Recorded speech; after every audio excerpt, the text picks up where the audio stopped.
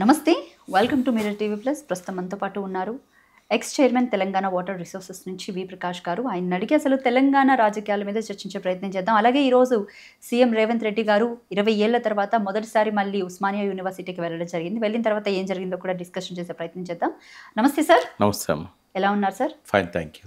Right. So అన్నిటికన్నా ముందు ఎట్లేదన్నా కూడా 20 ఏళ్ల తర్వాత సీఎం రేవంత్ రెడ్డి గారు ఉస్మానియా యూనివర్సిటీ వెళ్ళడం జరిగింది. బట్ వెళ్ళిన నేపథ్యంలో అటు కంచెలు వేయడం కానివ్వండి, లేకపోతే ఇటు ప్రతిపక్ష కార్యకర్తల్ని అరెస్ట్ చేయడం కానివ్వండి, అలాగే ఉస్మానియా యూనివర్సిటీ విద్యార్థులు ఎవరైతే ప్రశ్నించే వాళ్ళు ఉన్నారో వాళ్ళందరినీ కూడా గొంతు నొక్కే ప్రయత్నం, హౌస్ అరెస్టులు చేయడం కూడా జరిగింది. ముందుగా రేవంత్ రెడ్డికి నేను థ్యాంక్స్ చెప్తా. ఎందుకంటే తనంతను ఒప్పుకున్నాడు నేను ఉద్యమకారుని కాదు అని.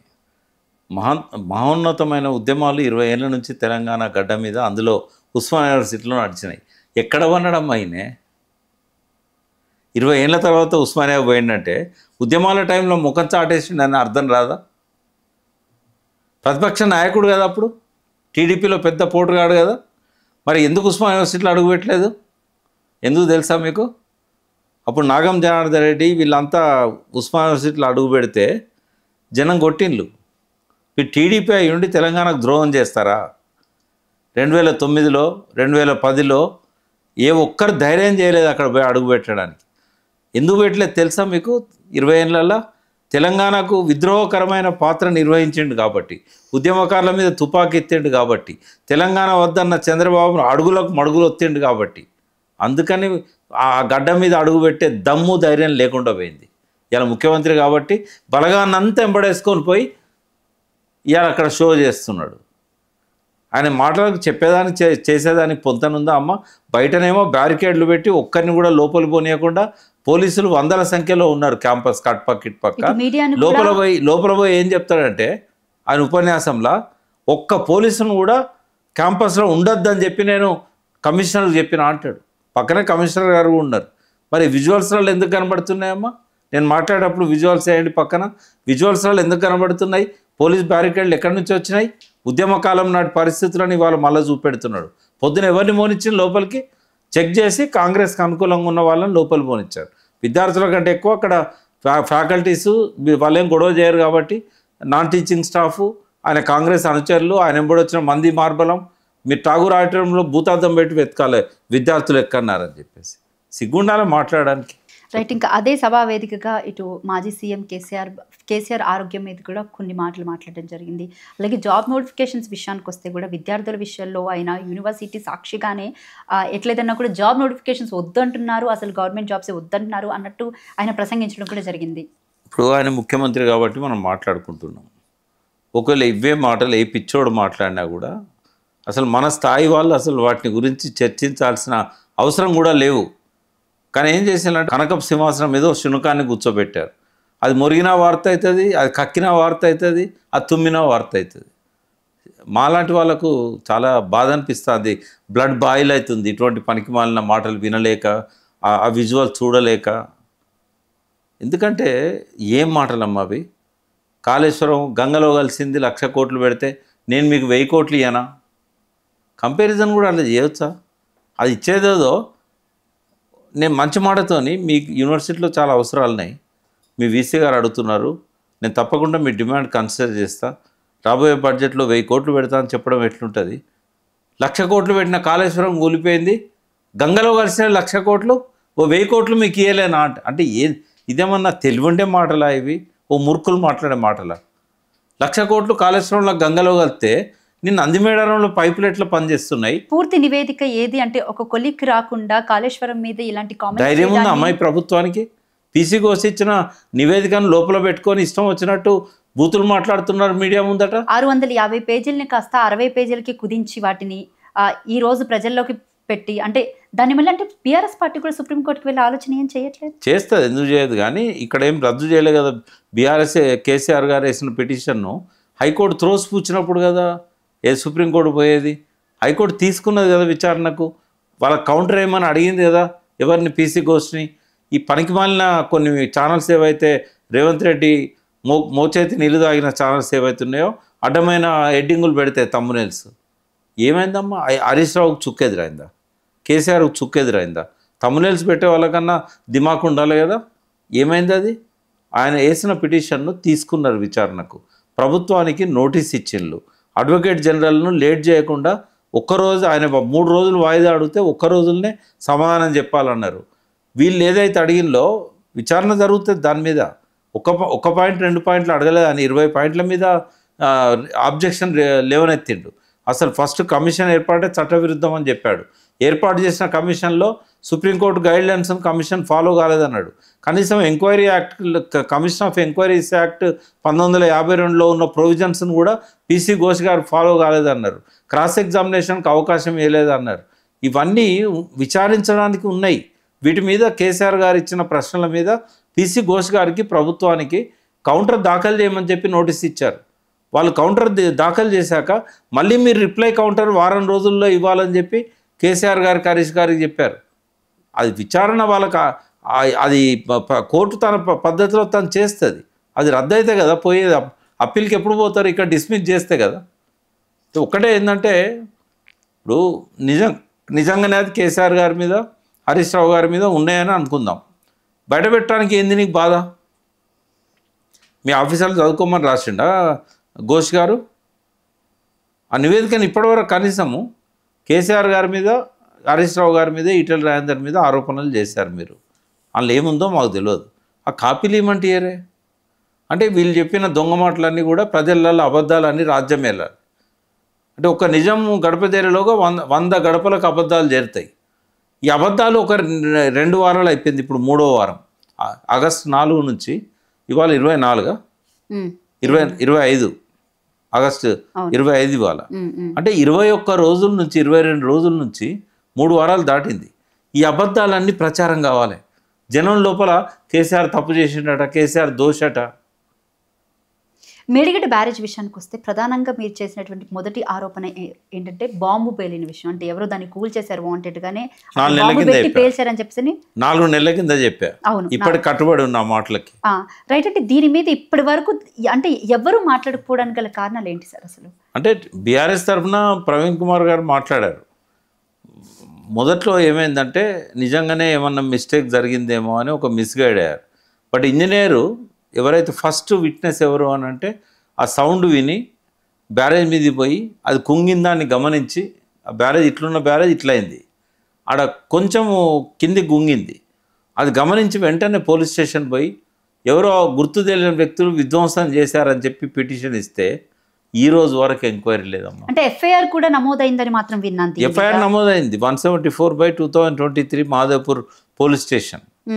విధ్వంసం అయిందని ఇచ్చారు వాళ్ళు, డేటెడ్ 22/10/2023. అలాగే నేను అంటే పర్సనల్గా మీరు చెప్పిన తర్వాత నేను కనుక్కున్నటువంటి విషయం ఏంటంటే, అక్కడ కొంతమంది చెప్పినటువంటి మాటలు విలేకరులు కనుక్కుంటే ఇది నిజమే అని చెప్పేసి కొంతమంది చెప్తున్నారు.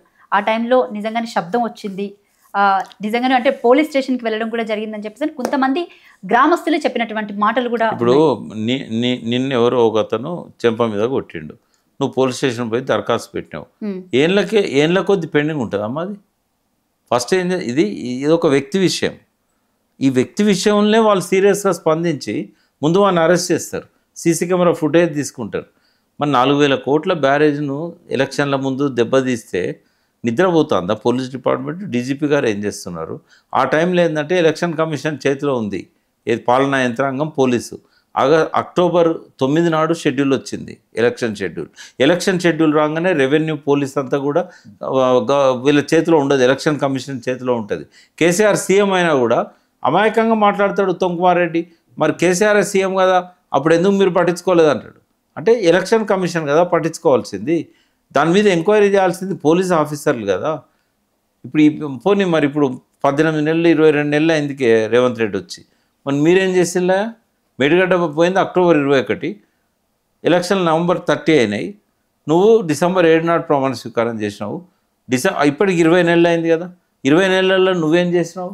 ఎందుకు దాన్ని బయటికి తీయలేదు? అంటే వీళ్ళు చేసిన కుట్ర బయటకు వస్తుంది. అంటే ఇదే విషయానికి సంబంధించి పీసీ ఘోష్ నివేదిక ఏదైతే ఉందో దీని గురించి కూడా అసెంబ్లీలో చర్చిస్తామని చెప్పేసి రీసెంట్గా మాట్లాడడం జరిగింది. అసలు ఈ బాంబు పెట్టినలా లేదా అనే దాన్ని కానీ, పోలీస్ స్టేషన్ నుంచి ఎఫ్ఐఆర్ తెప్పించుకోవడం కానీ పోలీస్ అధికారి చేతిలో ఉన్న విజిలెన్స్ కమిటీ చేయలేదు. 2 రోజులకు వచ్చిన డ్యామ్ సేఫ్టీ అథారిటీ పట్టించుకోలేదు ఆ ఎఫ్ఐఆర్ను. 2 సంవత్సరాల పాటు విచారణ చేసిన పీసీ ఘోష్ గారు కూడా పట్టించుకోలేదు. పోలీస్ స్టేషన్లో మూలుగుతూ ఉన్నది ఇంకా ఎఫ్ఐఆర్. ఆ పీసీ ఘోష్ ఇచ్చిన అందులో ఏమున్నదో మనకు తెలియదు. బట్ వీళ్ళు చెప్పిన అడ్డమైన మాటల్ని మనం దృష్టిలో పెట్టుకున్నప్పుడు అడ్డమైన రాతలే కనబడుతున్నాయి ఆ పీసీ ఘోష్ నివేదికలు కూడా. ఆయన మరి వీళ్ళని ఇన్ఫ్లుయెన్స్ చేయడానికి రాసిండా?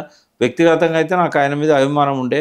ఆయన ఏం మేనేజ్ చేయడానికి వీలు కాదు. సుప్రీంకోర్టు చీఫ్ జస్టిస్గా పనిచేశాడు, మంచి పేరు తెచ్చుకున్నాడు. బాబ్రీ మస్జిద్ లాంటి, శశికళ లాంటి కేసులలో పనిచేశాడు, లోక్పాల్ అయ్యిండు ఫస్ట్ భారతదేశానికి. మరి అటువంటి వ్యక్తి ఇట్లా మేనేజ్ అవుతాడని నేను అనుకోలేదు. బట్ ఆయన మేనేజ్ అయ్యిందా లేకుంటే ఆయన దాన్ని అర్థం చేసుకోలేదా, సరిగా పరిశీలించలేదా, లేదా రిపోర్ట్స్ను అధ్యయనం చేయలేదా, విట్నెస్లు చెప్పిన దాని ప్రకారమే ఎందుకు కొట్టుకపోయిండు, ఈ అన్ని విట్నెస్ల గురించి ఆయన ఎందుకు ఆలోచించలేదు, నేను అండర్లైన్ చేసి ఇచ్చినవి కూడా ఆయన పరిగణలోకి తీసుకోలేదు, కేసీఆర్ గారికి తీసుకోలేదు, హరీష్ రావు గారి స్టేట్మెంట్ తీసుకోలేదు, ఈటెల రాజేందర్ తీసుకోలేదు. ఇంత ఏకపక్షంగా రిపోర్ట్ వస్తుందా? ఒకవేళ పూర్తి నివేదిక వస్తే చదివిన తర్వాత ఇట్లే ఉంటే కనుక చెత్తపుట్ట దాఖలు చేయమని చెప్తాం. శ్రీకృష్ణ కమిటీ రిపోర్టుకి ఏ గతి పట్టిందో పీసీ ఘోష్ కమిటీ రిపోర్టుకు కూడా అదే గతి పడుతుంది. హైకోర్టు దాన్ని కొట్టేసినా కొట్టేయకపోయినా ప్రజలలో మాత్రం దానికి ఉండే విలువ అదే.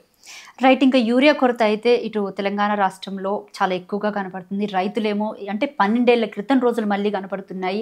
ఎట్లయినా చెప్పులు పెట్టుకొని క్యూ లైన్లో నుంచోవాల్సి వస్తుంది. పొద్దున్నంటే తినకముందే వచ్చి అందులో చాలామంది వృద్ధులు కూడా ఉంటున్నారు. ఒక ఆధార్ కార్డుకి 2 యూరియా బస్తాలు మాత్రం, అంటే 10 మందికి 5 యూరియా బస్తాలు మాత్రమే స్టాక్ కూడా వస్తుంది అని చెప్పేసి అని అంటున్నారు. అంటే ఇంత యూరియా కొరతను అసలు ఏ విధంగా చూడొచ్చు? యూరియా కొరత కాదమ్మా, కావాలని ఇప్పుడు ప్రభుత్వానికి ఒక అంచనా ఉండాలి. ఎన్ని ఎకరాల రైతులు నాట్లు వేస్తున్నారు, ఎంత భూమిలో నాట్లు పెడుతున్నారు, ఆ తర్వాత ఇలా వీళ్ళు ఎంతమంది సాంప్రదాయక ఎరువులు వాడుతున్నారు, సేంద్రియ ఎరువులు వాడుతున్నారు, ఎంత యూరియా డిమాండ్ ఉంది. ఇది కదా ఈ ప్రభుత్వానికి వ్యవసాయ విధానం లేదు. ఓ మంచి అధికారులను పెట్టి సర్వే చేయించరు. మరి ఎట్లా తెలుస్తుందమ్మా ఎంత యూరియా కావాలనేది? వీళ్ళు రాతే కదా కేంద్రం పంపేది. ఇప్పుడు కేసీఆర్ పీరియడ్లో 20 లక్షల ఎకరాల నుంచి 85 లక్షల ఎకరాలకు సాగు మీద ఆధారపడ్డ భూమి పెరిగింది, వ్యవసాయం పెరిగింది. అయినా కూడా 4 రెట్లు ఆ రైతులు భూములను దున్నుకోవడం పెంచినా కూడా సాగునీటితోని ఒక్కనాడు కూడా చెప్పుల లైన్లో పెట్టడం కానీ యూరియా కొరత కానీ రాలే. ఇవాళ ఆయన ఇచ్చిన యూరియా ఇచ్చినా కూడా వీళ్ళ కష్టాలు తగ్గుతాయి. కానీ ఇది ఒక అసమర్థ ప్రభుత్వము, అంచనా లేదు. కేంద్రం ఎంత అడుగుతా అంత ఇవ్వడానికి సిద్ధంగా ఉంది. ఈ వ్యవసాయ విధానం లేదు, వ్యవసాయం ఎన్ని ఎకరాలు జరుగుతుందన్న అంచనా లేదు. రైతు కుటుంబాల్లో పుట్టిన వాళ్ళందరూ రైతు బిడ్డలు కాదు. వాళ్ళ నాన్నకు భూమి ఉంటే ఉండొచ్చు, కానీ కేసీఆర్ గారు ఏమో స్వయంగా వ్యవసాయం చేసిన రైతు. ఫామ్ హౌస్ అనేది ఎద్దేవా చేశాడు కదా, ఆ ఫామ్ హౌస్లో ఉన్నాడు కాబట్టి ఆయనకు భూముల గురించి, రైతుల గురించి, నీళ్ళ గురించి తెలిసి వచ్చింది కాబట్టి ఆ కష్టాలు తొలగించడానికి ఆయన ప్రయత్నం చేశాడు. ఈయనకు ఆ సోయి లేదు కదా. ఇటు బీజేపీ పార్టీ నేతలు కూడా చాలామంది, అంటే రీసెంట్గా రఘునందన్ రావు గారు కూడా ఆయన యూరియా కొరత ఎంతైతే ఉందో ఇండియా అంతా కూడా చైనా మీద డిపెండ్ అవుతుందని చెప్పేసి ఒక కామెంట్ చేయడం జరిగింది. అంటే ఎందుకు డిపెండ్ కావాలి చైనా మీద? దానికి కావాల్సిన ఏర్పాట్లు చేసుకోవాలి కదా. ఇప్పుడు మోడీ గారు వచ్చి 11 ఏళ్ళు అయింది. ఇప్పుడు ఇక్కడ రామగుండంలో ఉన్న మూతపడి ఉన్నదాన్ని తెరిపించారు కదా. అట్లా కొత్త కర్మాగారాలు పెట్టి మన దేశానికి ఎంత అవసరమో అంత చేసుకోవచ్చు కదా. పోనీ నిజంగానే యూరియా డిఏపితోనే పంటలు పండించాలన్నా మనం? సాంప్రదాయ ఎరువులను ఎందుకు ప్రోత్సహిస్తలేరు? సేంద్రియ ఎరువులను ఎందుకు ప్రోత్సహిస్తలేరు? సుభాష్ పాలేకర్ గారు ఒక్క ఆవు ఉంటే చాలు 4 ఎకరాల్లో పంటలు పండించవచ్చు అని అన్నాడు. ఆవు మూత్రంతో, ఆవు పేడతోని ఈ యూరియా డిఏపి అవసరమా? ఇట్లాంటి యూరియా డిఏపీలు పెస్టిసైడ్స్ వాడే కదా మనకు అడ్డమైన రోగాలు, క్యాన్సర్లు లాంటివి వస్తూ ఉన్నాయి. అంటే ప్రత్యామ్నాయం అన్న చూడాలి. లేదు అనంటే రైతులకు యూరియా అన్న సప్లై చేయాలి. ఇది చేయరు, అది చేయరు. అంచనా లేకపోవడం, ప్రజల పట్ల ప్రేమ లేకపోవడం, రైతుల పట్ల ప్రేమ లేకపోవడమే దీనికి కారణం. రైట్. ఇంకా బీసీ రిజర్వేషన్స్ విషయానికి వస్తే 42% రిజర్వేషన్స్ ఇస్తామని చెప్పేసి అని ఆ రోజు పెద్ద ఎత్తున ప్రగల్భాలు పలికింది కాంగ్రెస్ పార్టీ. ఎట్లేదన్నా అంటే దీని గురించి సంబంధించి ఆర్డినెన్స్ తీసుకొచ్చాము 42%, కానీ దాంట్లో 10% వచ్చేసి ముస్లిమ్స్కేమో ప్రయారిటీగా ఇస్తున్నాం, మిగతా 32% ఏమో బీసీలకి కేటాయిస్తున్నాం అని చెప్పేసి అని అన్నారు. దీని మీద బీజేపీ పార్టీ కూడా అబ్జెక్షన్ చెప్పింది. అండ్ అలాగే బీఆర్ఎస్ పార్టీ కూడా పెద్ద ఎత్తున మాట్లాడడం జరిగింది. అంటే ఈ లీగల్ ఆస్పెక్ట్స్ ఇందులో చాలా ఎక్కువగా ఉన్నాయని చెప్పేసి అని అంది. అంటే త్వరలో బీహార్ ఎలక్షన్స్ ఉన్నాయి. ఈ ఎలక్షన్స్తో పాటు సెప్టెంబర్ 30లోగా హైకోర్టు ఇచ్చిన తీర్పు ప్రకారం స్థానిక సంస్థల ఎన్నికలకు వెళ్ళమని చెప్పేసి ఇటు హైకోర్టు కూడా తీర్పు ఇవ్వడం జరిగింది. అంటే ఇప్పుడు 42% చేయకుండా స్థానిక సంస్థల ఎన్నికలకు వెళ్తారా, లేకపోతే చేసి వెళ్తారంటారా సార్ కాంగ్రెస్ పార్టీ? ఇప్పుడు మీ ఇంటికి ఒక చుట్టం వస్తాడమ్మా, వచ్చినప్పుడు నీకు ఒక మెసేజ్ ఇస్తాడు. ఏమని? నేను మీ ఇంటికి వస్తున్నా, నాకు భోజనం పెట్టండి, తర్వాత మనం మాట్లాడుకుందామని చెప్తాడు. చెప్పినప్పుడు మర్యాదగా రాశాడు కాబట్టి మీరు వెయిట్ చేస్తారు, భోజనం పెడతారు. నిన్ను బండబూతులు తిట్టుకుంటూ మీ ఇంటికి వస్తున్నా, నాకు తిండి పెట్టరా అంటే ఏమంటారమ్మా? ఇవాళ ఏంటంటే కావద్దని చెప్పి, ఈ 42% కావద్దని చెప్పి బీజేపీకి ముస్లింలు అంటే పడదని తెలిసి ఆ ముస్లింలను తీసుకొచ్చి ఇలా కలిపిండు. నువ్వు కేసీఆర్ గారు కూడా సర్వే చేయించారు, ముస్లింలను సపరేట్గా చూపెట్టిండు ఆయన. ఈ 52% ముస్లింలను తీసుకురాలేదు ఆయన, ఓన్లీ బీసీలే 52% ఉన్నారని చెప్పారు. ఈయన బీసీల శాతాన్ని తగ్గించాడు 52 నుంచి 46కు. మున్నూరు కాపులలో ఉన్న లక్షలాది మంది రెడ్లను, మున్నూరు కాపులలో రెడ్లు ఉంటారు. ఒకప్పుడు రెడ్డి అంటే కులం కాదు, అది సింబల్ ఆఫ్ స్టేటస్. అయితే మున్నూరు కాపులలో కూడా డబ్బు ఉన్న వాళ్ళు, భూములు ఉన్న వాళ్ళు రెడ్డి అని పెట్టుకుంటారు. నిజామాబాద్లో కానీ, కరీంనగర్లో కానీ, సంగారెడ్డి జిల్లాలో జైరాబాద్ ప్రాంతంలో కానీ, మహబూబ్నగర్ జిల్లాలో కానీ రెడ్డి అని పెట్టుకుంటారు లక్షలాది కుటుంబాలు. వాళ్ళందరినీ రెడ్ల ఖాతాలు వేసేసి రెడ్లను ఎక్కువ చూపెట్టాడు. పైనుంచి ఏంటంటే బీసీలల్లో ముస్లిమ్స్ను ఆ 10% ఉన్నారని చెప్పేసి ఈ 46% బీసీలు ఉన్నారని చెప్పి 56 చేశాడు. నువ్వు ఇవ్వాల్సింది 42% కదా, 46% బీసీలు ఉన్నట్టు రుజువైంది కదా నీ లెక్క ప్రకారమే. కేసీఆర్ లెక్క ప్రకారం 52. మరి ముస్లింలను కలిపి ఎందుకు పంపాలి బిల్లు? అంటే బీజేపీ ముస్లింలు అంటే కన్సిడర్ చెయ్యదు. ఒకవేళ రేవంత్ రెడ్డిని రాష్ట్రపతి పిలిచి లేదా ప్రధానమంత్రి పిలిచి నువ్వు అన్నట్టే బీసీలకు 42% నేను ఇస్తున్నా అంటే కాళ్ళు ముక్తాడు వద్దని చెప్పి, మీరు ఇవ్వకండి, మీరు ఇవ్వద్దనే కదా నేను ముస్లింలను అలా పెట్టింది. ఎందుకంటే ఆ సామాజిక వర్గానికి బీసీలు అంటే ఢిల్లీకి పోయి ధర్నా చేయడం, మరి ఇదే అంశం మీద ధర్నా చేస్తే మీడియా కోసం చేస్తారు. అది రేవంత్ రెడ్డి రాహుల్ గాంధీని కన్విన్స్ చేయడానికి చేస్తారు. అంటే ఇక్కడ నుంచి దాదాపు ఒక 10,000 మందిని కాంగ్రెస్ మంత్రులు నమ్మించడానికి ఎంతైనా ఎమ్మెల్యేలు కానివ్వండి, ఎమ్మెల్సీలను కానివ్వండి, ప్రతి ఒక్క కార్యకర్తని వేసుకుని ఢిల్లీకి వెళ్ళి మొత్తం ఫ్లైట్ ఛార్జెస్ అన్ని పార్టీయే భరించుకుంది. ఐ మీన్ ప్రభుత్వ నిధులే కదా మొత్తం. నేను ఏమంటున్నా, ప్రజల సొమ్ముతో కట్టిన కాళేశ్వరాన్నే బాంబులు పెట్టి పేల్చిన గుణం ఉన్న నాయకులు వాళ్ళు. నేను ఏ నాయకుని పేరు ప్రత్యేకంగా చెప్పను. అంటే దిక్కుమల్లే ఎన్నికలలో గెలవడం కోసం ఒక ప్రజలు ఎన్నుకున్న ప్రభుత్వంలో ప్రజల సొమ్ముతోని కట్టిన ఒక పెద్ద ప్రాజెక్టును, ప్రపంచవ్యాప్తంగా గుర్తింపు పొందిన ప్రాజెక్టును నీ తుచ్చమైన ఎన్నికలలో గెలిచే ఒక తుచ్చమైన లక్ష్యం కోసం కుట్ర చేసి దాన్ని వేల్చేశారు. ప్రజలను తప్పుదో పట్టేయడానికి, కాళేశ్వరంలో అవినీతి జరిగిందని నమ్మించడానికి ఇటువంటి వాళ్ళు ఏదైనా చేస్తారమ్మా. జనానికి చూపెట్టడానికి జంతర్ మంతర్ అవసరమైంది వాళ్ళకు. అంటే ప్రధానంగా దీని మీద అంటే ఇంటర్నల్గానే ఇటు వి హనుమంతరావు కానివ్వండి, మహేష్ కుమార్ గౌడ్ కానివ్వండి, లేకపోతే ఇటు సీతక్క కానివ్వండి, వీళ్ళందరూ కూడా ఈ బీసీ రిజర్వేషన్స్ మీద మాట్లాడడం జరిగింది. బీహార్ ఎలక్షన్స్ టైం వాళ్ళందరూ సిన్సియర్గానే ఉన్నారు. ఒక్కడు నిర్ణయాత్మక శక్తిగా సీఎం సీట్లో కూర్చున్న వ్యక్తి ఈయన బీసీలకు స్నేహితుడు కాదు, పచ్చి బీసీ వ్యతిరేకి. ఆయన ఎన్నడూ కూడా బీసీల కోసం ఆలోచించిన వ్యక్తి కూడా కాదు. ఆయన ఉన్నంతకాలం బీసీలకు 42% రిజర్వేషన్ అనేది జరగదు. బయటికి మాత్రం ఈ ముఖ్యమంత్రి ఎటువంటి అంటే చెప్పేది ఒకటి చేసేది ఒకటి, ఏదైతే చెప్తాడో అది చేయడు. ఎందుకు అంటే ఆయనకి ఇంట్రెస్ట్ లేదు ఇవ్వడానికి.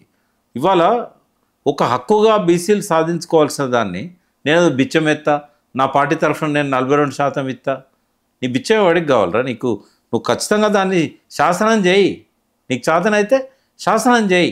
2 నెలలు గవర్నర్ దగ్గర ఉంటే ఒక్కనాడు పోయి అడగలేదు, 2 నెలలు రాష్ట్రపతి దగ్గర ఉంటే ఒక్కనాడు పోయి అడగలేదు, ఈ విధులలో షో చేయడానికి. కానీ నీ ముఖ్యమంత్రి ఇచ్చింది బీసీలు మోసపోవద్దని చెప్తుంది.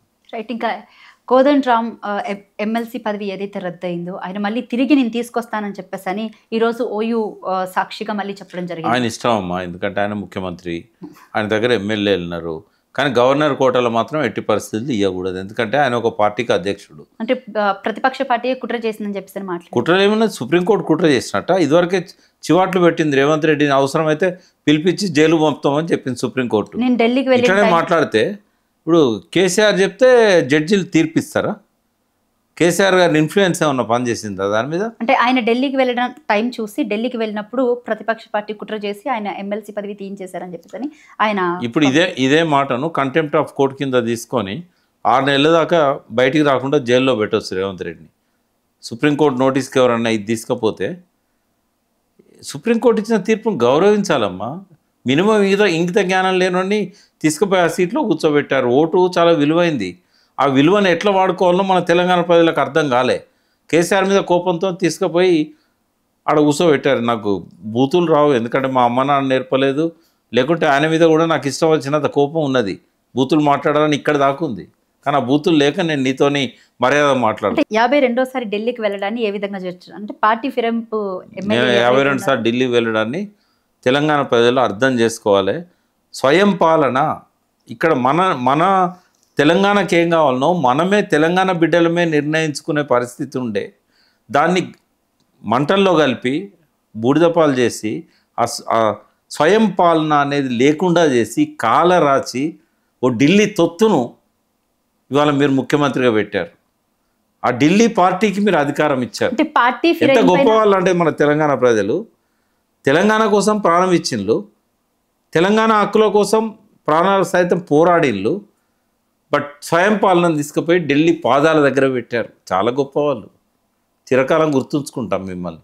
మేము 25 ఏళ్ళు మా సొంత భార్య బిడ్డలను వదిలేసి, మేమే కాదు ఎంతోమంది యాదిరెడ్డి లాంటి వాళ్ళు జీవితాలను ఫలంగా పెట్టి సాధించిన తెలంగాణ మంచిగా బతకండి రా అంటే కేసీఆర్ ఏదో అన్నాడనో, లేకుంటే ఉద్యమకారులను పట్టించుకోలేదనో, బస్సులు వేసుకొని పోయి ఊళ్ళల్లో తిరిగి టీఆర్ఎస్ను ఓడించాలని చెప్పి మీరంతా చేశారు కదా. తలలు ఎక్కడ పెట్టుకుంటారు?